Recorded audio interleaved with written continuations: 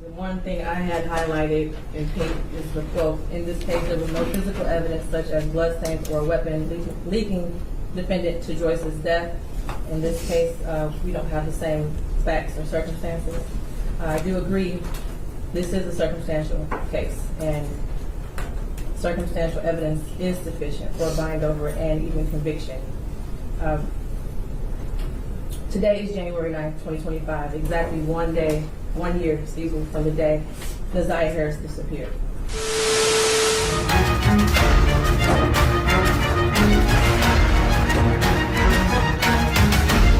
Hi guys, welcome to Justice Exposed, where we cover new, old, and cold cases that needs more light shedded onto them to hopefully gain more exposure or even justice itself. Thank you all for tuning in. Feel free to like, comment, and subscribe for more crime content. This is what Jarvis Butts had to say in his interrogation clip. I only have found a few clips. Pay attention. Make sure you come up my question.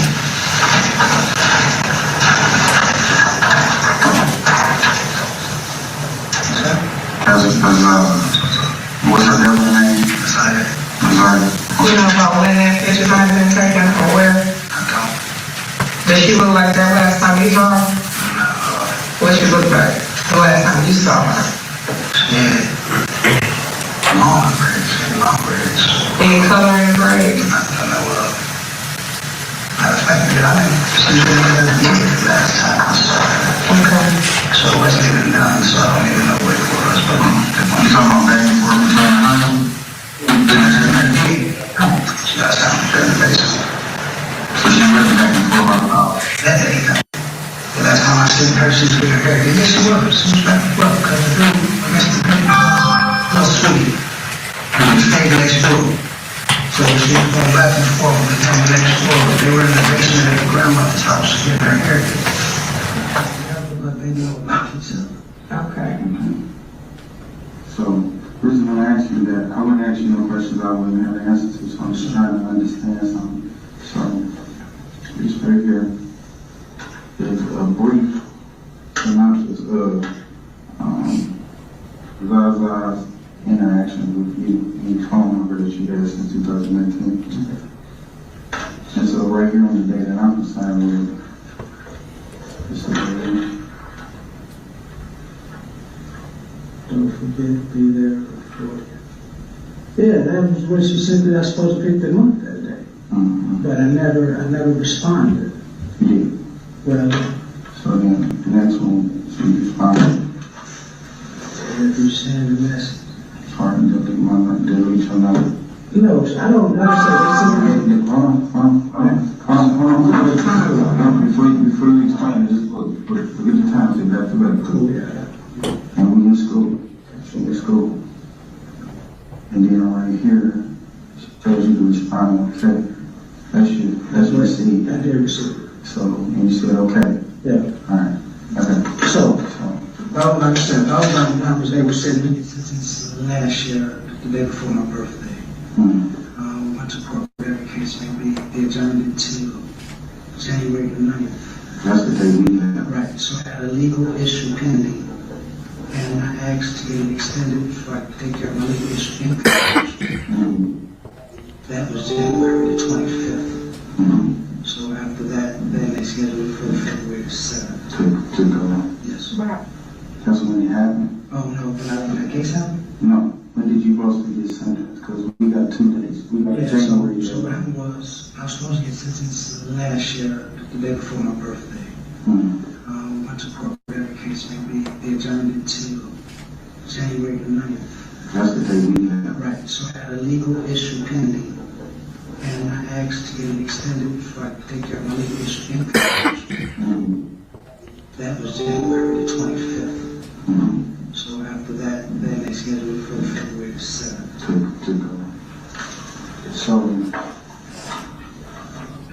what's your relationship with on the day-to-day? Like, are y'all having any interactions? Is it just y'all got a niece uncle relationship? Yeah, we kind of at least uncle, and I also get her and my daughter from time to time. Your daughter who? Janai, Facebook? J.A. Possibly. And Right age. Is your name? Butts. Go ahead. How old are you? 16. Black female, 16? Okay. No, 16. I thought you said, sorry, spoke to okay. 10, okay. Go ahead. I get up from time to time. I do cleanups. Okay. All the time, sometimes I see them and I work at my old job. Frank says to have them come and clean up my office and my bathroom and stuff, like pretty much twice a month, give or take. Okay. And where's Frank's at? That's each morning. Use your face. You got a pen. What's that number? 04 04 1925. 1925. Okay. So, because I need to know the last time you talked with her, okay, brother? Alright, so would you be willing to give me a consent to do that real quick? Thank you. What type of phone do you have? iPhone?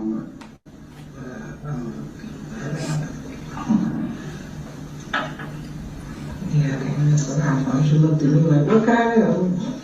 Zero. JRPIS. Yeah, I'm sorry, man. We have a Javaris, we work with. Yeah, I work with a We keep Jabbar. trying to spell his name. Alright, so, iPhone, what color is it? Glass. Okay, it's glass, you said it's 11. And then your phone number 313-585-8719. Password is 041925. And When the last time you used that phone? Right before I got knocked. Okay. In fact, in the morning before I turned myself in. Okay, did you cut the phone off or is it still on? I turned it off. It's still on this rise, company-wise. Company-wise, right, okay. Where did you leave the phone? It was actually with one of my girlfriends, man, because she took me, she brought me. Oh, wait, stop it. You don't understand, I can't understand. Yeah. Oh, I heard you say baby mama, 13 kids, Yes. fiance. Yes. You live with who do you live with? He's letting my That's the fiance. And we got a girlfriend. Yeah. Okay, player. You want to fire heartbeats? No, man. Okay. I actually used it before I went to sentencing. Okay. So she had your phone? She had your phone. From my understanding, the police have my phone. Now, who did they get it from? Her. We asked because we don't know this that phone. From my understanding, they conducted a raid on her house. Okay. why they raiding her house? I don't know, that's the same thing. But she had the phone. But the phone was in her possession. Okay. So, And that's where you left her? She did certain things, like I come up, she had her fingernails and shit on. And I know grandma was. so why did you not give it to her then? Earned it. Okay, so that's what I'm saying. So the value is a mentor right there. So earned it. So you mentor her. Would you talk to her then about anything? Depending on, certain other things, I would ask my school things, nothing serious, like I say, I wouldn't too much into family business. And, paying, like I said, everything that you had to do, you had to earn it. Okay. You know what I mean? So if you want something, earn it, and then you appreciate it more. So that was my whole thing on that. So I used to just give it to them, they would take advantage. And every time I pull it, and there's a lot of kids over there, so I can't keep giving Yeah, not everybody. everybody $5, and that looks real bad if I just give you money every time you had asked for it and or she asked for it and I can't give it to everybody else. So therefore, you guys want something, I got a job for you. If I have something for you to do, I'll call and let you know. Every time they come in with $25 a piece, depending on. Okay. So, alright, ask you about this area real quick.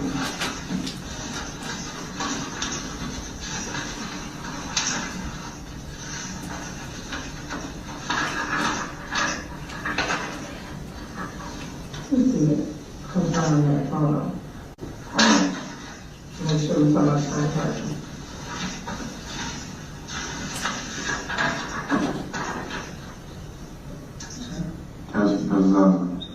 What's her government name?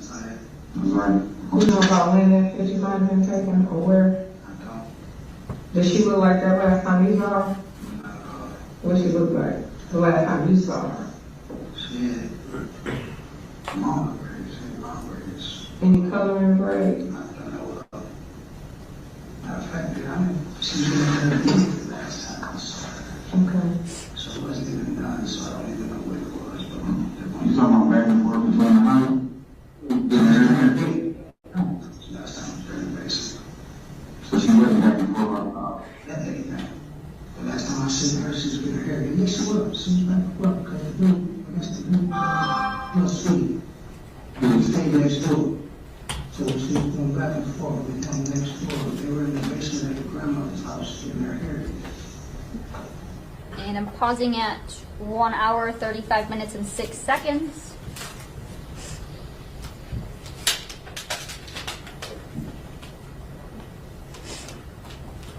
And I'm playing at 1 hour, 44 minutes, 34 seconds. But not on the night. Not that I don't remember, like I said, not that I can recall. But if it being my phone, I'm over there quiet. Okay. So, you can do some later things with these phones. Go ahead, I'm sorry. No, I'm just trying to find out. Okay, so when I was asking you about you had any contact or text message or anything with Gaza, you mentioned you don't have any contact with like that at all. Because you can't think of the last time you talked to her. Right off the top of my head, it was.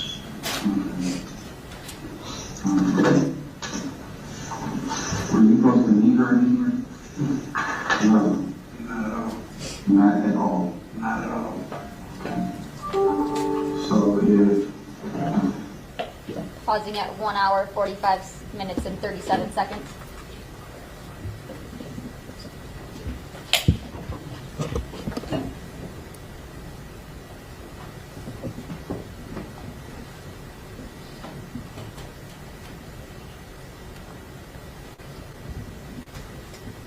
I'm playing at 1 hour, 50 minutes, and 44 seconds.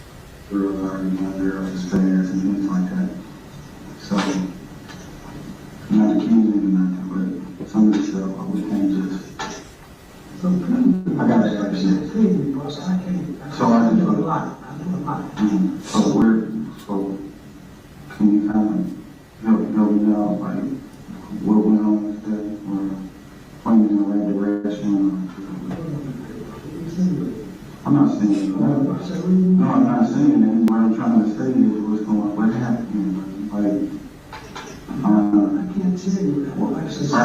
why would she be texting you that if I wasn't moving? So if he's moving, I'm supposed to be living at the house. it's okay. Back to a critical hearing today for the man accused of killing a Detroit teenager. The final witness was on the stand today as Jarvis Butts waits to find out if he will stand trial for her murder. Neziah Harris was last seen January 9th of last year. 41-year-old Jarvis Butts is charged with her murder and sexual assault in connection with her disappearance. 7 News Detroit reporter Darren Cunningham in court today as prosecutors were calling more witnesses. The 24th and final witness is currently on the stand in the Jarvis Butts preliminary hearing. But we also heard from Wayne County's deputy medical examiner. Did you see anything in there that would have caused Neziah to die naturally? No. Wayne County's deputy medical examiner says he reviewed Neziah Harris's medical records, but the defense took exception to that testimony, considering the fact her body has not been recovered. So if you don't have a body, you can't really opine as to whether a person is in fact deceased. Fair to say? Correct. Okay. Detroit Police Sergeant Shannon Jones, the 24th and final witness of the preliminary exam, explained how she inherited the case from the Detroit Public Schools Police Department and the red flags that stood out to her from the start. Number one, she's never been missing before. There's been no updates on any of her social media, which is very uncommon for a young child or juvenile. They're addicted to those. There had been a last known contact that she had possibly met somebody, is what we were informed, that there was a text message. Jones discussed the search of the River Rouge area where clothing items like this shoe later determined to match one belonging to Harris, were found. The sergeant says investigators executed at least 20 search warrants in the case, including electronic devices belonging to Butts. They say they found questionable Google searches from December 2023, a month before Harris disappeared. The searches surround the belief that Butts impregnated Harris and that he tried to cover his tracks. What's visited, it's Drink Me and Abort Your Baby, the Herbal Abortion Tea by Maya. And the site visited is plannedparenthood.org/learn/abortion/the abortion pill. Sergeant Jones will be back on the stand at 10 a.m. So now let's get into further details on evidence and more things that connects Jarvis to Naziah Harris' disappearance. Now let's get into the unsolved case of Naziah Harris and look into the evidence that was found. Now let's do a breakdown together on the clues and evidence that was brought forth to the public. Let's start off with clue 1. What was discussed between Naziah and Jarvis before she disappeared? There's a log full of messages between the two. Now let's go into that first. Now this is the final text exchange between Butts and Harris before she went missing. Harris says, "Don't forget to be there before 3. I will let you know when I'm leaving the school. If you're not there, I will wait." She also sends a double text saying, "Send okay if you see the messages so I can delete your number." Butts replied, "Okay." With Jarvis being the last one to contact and see Naziah the day she went missing, of course that's why he became the number one suspect. And plus his earlier on relationship with Naziah years before, things came to the light. Let's actually go over a few more of the text messages between Naziah and Jarvis, and let's discuss how we feel about them in the comment section. So he starts off with Jarvis saying, "I'm at your house." Naziah's like, "Damn, we were just there." Then she texts again, "You better not be in my room." She texts again, "I need another phone." Then she texts again and said, "I miss you." And then he finally responds saying, "I stole your panties." Can you believe that? So it's been said that Grandma Annette had cameras in her house. How was he allowed to go in this girl's bedroom, in her drawer, and steal underwear? It's no way that they can keep on denying it and saying they didn't know anything. They knew. It was right in their face. They knew. They always snuck in that basement. They knew. Trust and believe me, they knew. Jarvis said, "Send me some pictures, please." And Naziah said, "Don't you still got the other pics?" And he responds, "No." And she was like, "I will send some." It's like she always felt pressured to please him because she didn't want to be alone or face the fact that she had no one but this sicko. Jarvis asks, "Are you naked yet?" She responds, "No, I don't want to get naked." Then she double responds, "Are you mad I didn't get naked?" Then he responds, I used to you telling me no." And Naziah was like, "Come on, babe. I'm sorry. Just not in the mood right now. I'm sorry." It's so sad of the things that she put up with just to receive a small ounce of love. And this was not even love. But the fact that this is all she viewed as love, just imagine how her own family must have been treating her. Next we have September. Bae, she says, "Bae, you up?" Question mark. Then she sends 3 more question marks. And then she sends another message saying, "Yeah." And I believe that in between the question mark and then the "yeah" message, I think he responded something, but it got deleted. So, yeah, it's obviously something got deleted because she said, "Yeah." Why would she respond "yeah" as if she was responding to something previous before? But anyways, she also texted again and said, "My period haven't came at all." Then she texts again saying, "Hello, are you there?" And Jarvis is like, "What do you mean?" And she said, "It have not came." It really hurts to see how he constantly ignores her and only wants to talk to her when he's HORNY. It's so sickening. And she's so young and naive that she didn't realize that. But us adults, we see what this all was about. So he was like, "Since when?" And she was like, "Since I was in the hospital." And he said that was last month. And she was like, I'm scared. I don't know what to do. I have to go to the doctor's tomorrow. And he was like, you said you took a pregnancy test and it was negative. And she said it did. And he was like, so go get another one. And she was like, I can't. I have no money. And then she said, you go get one. And then she sent another message saying, you ain't scared to get a plan B? Get a pregnancy test and bring it later today. Just act like you have to use the bathroom. And then she responds and says, please. And then she said another message, will you do it? Then another message saying, hello. And he just says, okay. 2 letters, okay. We're in November, and Neziah was like, I just want to talk. I really don't want to lose you. Then she texts again, can we talk later, yes or no? Then she texts again saying, I don't know what your problem, but I need you to bring me what I need tonight. It's hard doing all this jam shit with this baby, and if I don't do them, I'm going to get an F. And then January 9th is when we seen the last set of messages before she did, well, the day she did disappear. She was like, don't forget to be there before 3. I will let you know when I'm leaving the school. If you're not there, I will wait. She sends another message saying, send okay if you see the last messages so I can delete your number. And then he responds in 2 letters again, okay. Now that we got that part out the way, let's go into furthermore key pieces of evidence that was pulled in from the police, and it was also pulled in to show everyone during the hearing. But we're going to have our own dialogue and discussion about what we think here on my channel. Now that we went over our first cue, let's go to cue number 2. What happened in the last stops that Jarvis made? So let's go into the actual pinpointed locations of where Jarvis and Neziah was during the last hours they were together before she disappeared. Here are the timestamps. At about 6:38 p.m., Jarvis receives an incoming call that will place him at the shop. At about 6:55 p.m., an outgoing call pings Jarvis on I-94 heading west towards Ypsilanti. At 7:02 p.m., it was another outgoing call that pings Jarvis' phone heading on west I-94. And then at 7:22 p.m., an incoming call pings Jarvis' phone near the intersection of Michigan and Carpenter. And then we have at 8:28 p.m., a cell site location information places Jarvis back at his shop. And at 8:48 p.m. to 8:59 p.m., the cell site location information shows travel from shop to Wilshire. And then I assume that he stopped on Balfour and Outer Drive to pick up the car. Then at 9:30 p.m., Jarvis checks into the Parkcrest Hotel. Another breakdown of Jarvis Butt's cell phone pings and cell site location information timeline.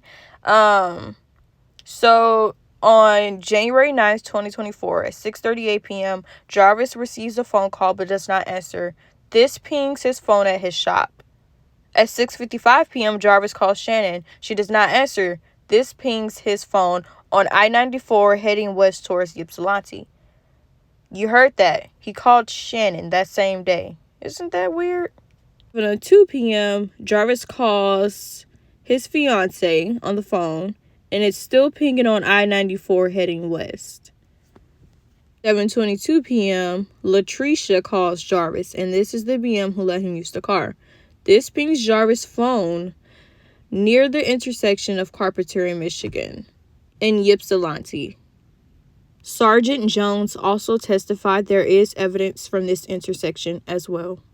So Jarvis, let's go back on to some more of his phone pings and the cell site location information.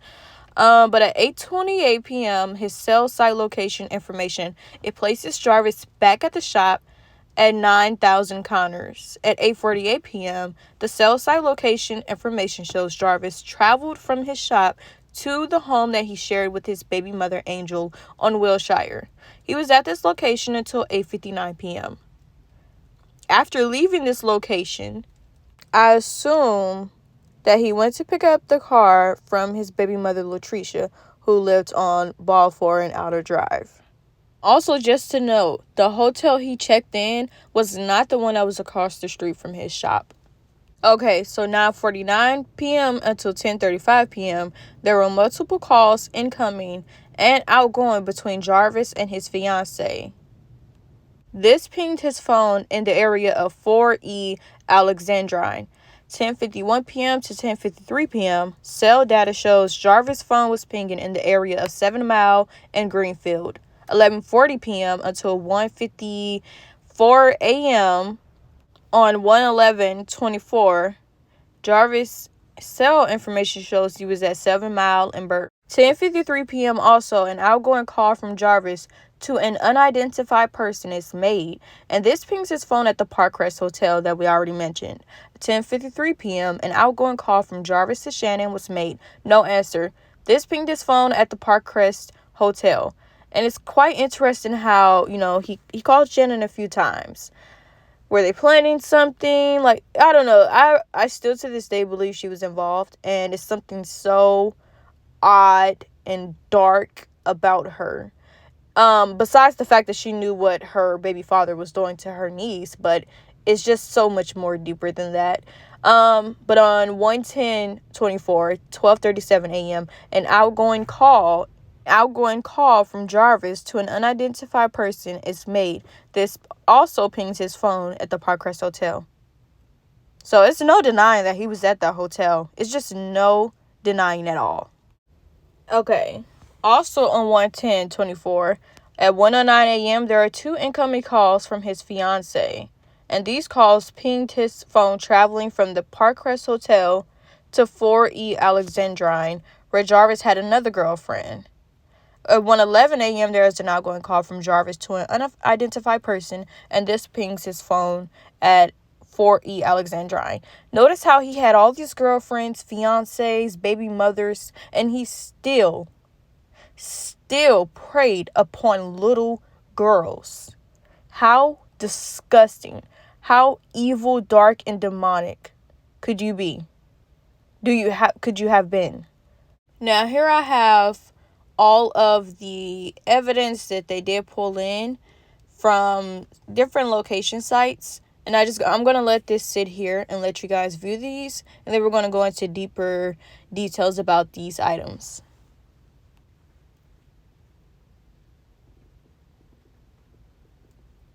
You see we have the jumpsuit, hoodie, shoes, earphones. Quite a few amount of items were pulled in, and plus her ID also.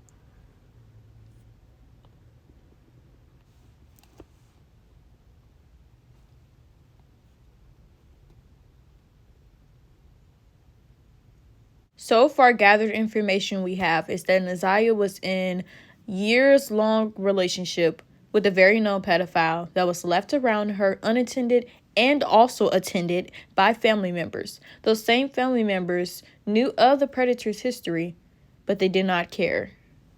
The aunt of Neziah Harris was and maybe still is in a relationship with the perpetrator. She even had 5 or maybe 6 children with him. These are behaviors that the aunt displays. She's very self-conscious. She's insecure. She's the abused who became an abuser. And she has a disassociation with reality. Now, in my own unprofessional opinion, I think that Neziah thought her and Jarvis would maybe run away due to the baby. But I'm also conflicted about that because she on her own self was trying to get rid of the baby. So I don't really quite think that's what it is. Even though I wrote this down, I still don't quite think that's what it is. So the running away thing, I don't know. It was just a possibility, I don't fully believe that myself, but it's just been, thrown out there. So I said, that could be a possibility. But anyways, another thing is, so this is the jacket she had on the day she went missing, right? Or it could have been something that she wore the next day because we did see her with the coat on. So my thing is, did someone bring another set of clothes with her to a unknown location, or did she have clothes up under everything that she had on? That's something that we're still trying to figure out. These are the earbuds that you would see Neziah wearing, and it was like a classroom picture, and I'll show you guys that picture in a second. These earbuds was placed inside of this black jacket.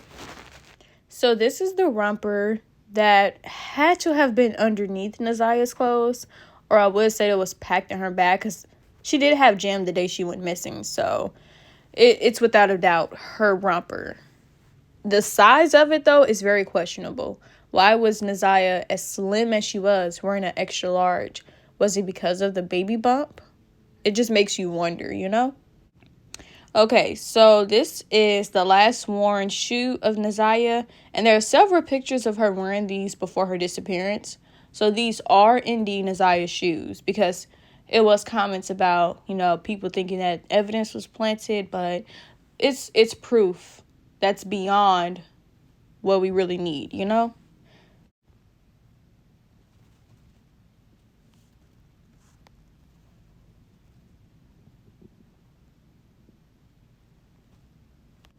So I was just wondering, what type of friction can cause such damages to her clothes? These are either signs of, you know, struggle or physical inflictions, or either signs of being drugged through a hard surface where there's like a lot of rocks, sticks, and rough surfaces, you know? Could Nazia possibly be in the pond or where there's lots of water at?